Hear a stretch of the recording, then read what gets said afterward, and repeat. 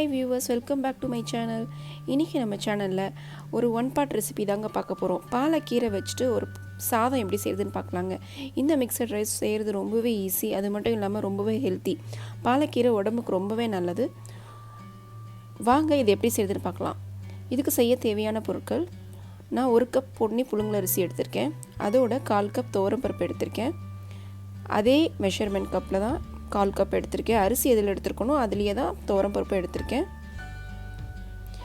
இப்போ இத ரெண்டுத்தையும் நல்லா கழுவிட்டு 3/4 பங்கு தண்ணி சேர்த்து ஒரு 1/2 an hour ஊற வச்சிடுங்க.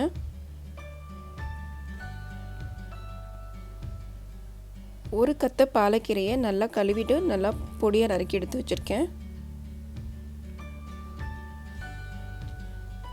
6 பல் பூண்டு, 2 தக்காளி, 10 சின்ன வெங்காயம், தாளிக்க வடகம், கறி வடகம், கீரைக்கு தாளிக்கிற வெங்காய வடகம், 2 காஞ்ச மிளகாய் கிள்ளி எடுத்து வச்சிருக்கேன். அதோட இதுக்கு தேவையான அளவு உப்பு, மஞ்சள் தூள், பெருங்காயம், சாம்பார் பொடி 1 ஸ்பூன் எடுத்து வச்சிருக்கேன். வாங்க இது எப்படி செய்யறதுன்னு பார்க்கலாம். இப்போ ஒரு பிரஷர் குக்கர்ல 2 டேபிள் ஸ்பூன் எண்ணெய் சேர்த்து எண்ணெய் காஞ்சதும் நம்ம தாளிக்கு எடுத்து வச்சுக்கிற தாளிப்பு வடகம் 2த்தையும் போட்டு காஞ்ச மிளகாவையும் சேர்த்து தாளிச்சிக்கலாம். இந்த வடகம் தான் இந்த ரைஸ்க்கு ரொம்பவே ஃப்ளேவர் கொடுக்கும். எப்பயுமே கீரைக்கு வடகம் தாளிப்போம். அதே தான் நான் வந்துட்டு சாதம் செய்யறதுக்கு முன்னாடியே நம்ம தாளிச்சோன்னா அந்த சாதம் வெந்து வரும்போது ரொம்பவே நல்லாயிருக்கும். அடுத்தது பொடியாக நறுக்கி வச்சிருக்கிற பூண்டும் சின்ன வெங்காயமும் சேர்த்து நல்லா பொன்னிறமாக வதக்கிக்கலாம்.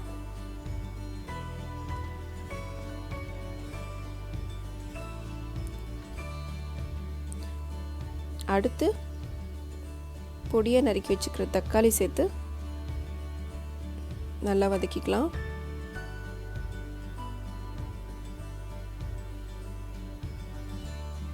நல்லா பழுத்த தக்காளி சேர்த்துக்கோங்க. இதில் நம்ம கீரைக்கு புளி ஊற்ற போகிறதில்ல, அதனால நல்லா பழுத்த தக்காளி சேர்த்துக்கோங்க, அப்போ தான் நல்லாயிருக்கும். அடுத்து பொடியாக நறுக்குன பாலக்கீரையை சேர்த்துக்கலாம். இது ஒரு நிமிஷம் நல்லா வதக்கிக்கோங்க.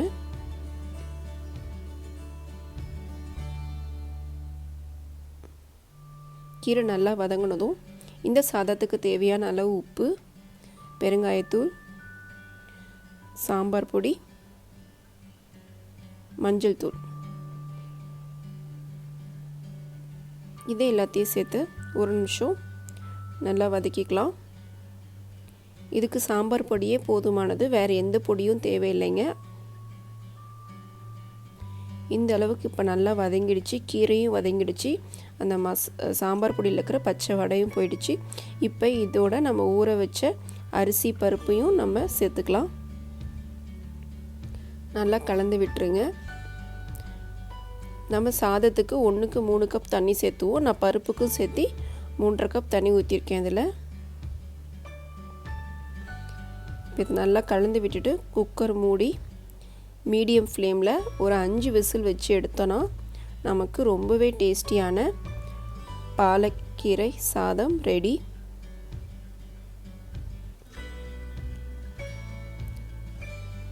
இப்போ சத்து அடங்கிடுச்சு. வாங்க சாதம் எப்படி வந்திருக்குன்னு பார்க்கலாம். பாருங்கள், ரொம்பவே சூப்பராக நமக்கு வெந்து வந்திருக்கு. நல்ல வாசனை. உங்களுக்கு இந்த சாதம் நல்லா கொலன்னு வேணும் அப்படின்னா நீங்கள் வந்துட்டு இன்னொரு கப் தண்ணி சேர்த்து ஊற்றிக்கோங்க. எனக்கு இந்த மாதிரி இருந்தால் தான், பதத்தில் இருந்தால் தான் பிடிக்கும். நல்லா எனக்கு உதிரியாகவும் இருக்குது, சேர்ந்து வந்த மாதிரியும் இருக்குது. அந்த ஸ்டேஜில் தான் நான் எடுத்திருக்கேன். இப்போ இதோட கொஞ்சமாக சூடான நெய், இந்த சூடான சாதத்தில் கொஞ்சமாக நெய் சேர்த்து கலந்து விட்டுட்டு நம்ம பரிமாற வேண்டியது தான். நான் நெய் சேர்த்துனதை வீடியோ எடுக்கலைங்க, அது மிஸ் ஆகிடுச்சு. இப்போ இந்த சாதத்துக்கு தொட்டுக்க நமக்கு ஊறுகாய், அப்பளம், வடம் இருந்தால் போதுங்க, வேறு எதுவுமே தேவையில்லை. சிம்பிளாக ஒரு வீக்கெண்டில் நம்ம ஒரு 1 பார்ட் ரைஸ் செஞ்சுட்டு வந்துட்டு ஃப்ரீயாக இருக்கணும் அப்படின்னா இது ரொம்பவும் ஹெல்த்தி, ரொம்பவும் டேஸ்டியாகவும் இருக்கும். கண்டிப்பாக இந்த ரெசிபியை ட்ரை பண்ணி பாருங்கள். இந்த ரைஸ் உங்கள் வீட்டில் எல்லாத்துக்கும் பிடிக்கும் நான் நம்புகிறேன். இந்த வீடியோ உங்கள் எல்லாத்துக்கும் பிடிச்சிருக்கும். இந்த வீடியோ பற்றின கமெண்ட் பண்ணுங்கள், லைக் பண்ணுங்கள், ஷேர் பண்ணுங்கள். இது வரைக்கும் என் சேனலை சப்ஸ்கிரைப் பண்ணாதவங்க மறக்காமல் சப்ஸ்கிரைப் பண்ணுங்கள். கூடவே இருக்க பெல் பட்டனையும் ப்ரெஸ் பண்ணுங்கள். அப்போ தான் என்னுடைய அடுத்த அப்கமிங் வீடியோஸ் வரும். தேங்க்யூ ஃபார் வாட்சிங்.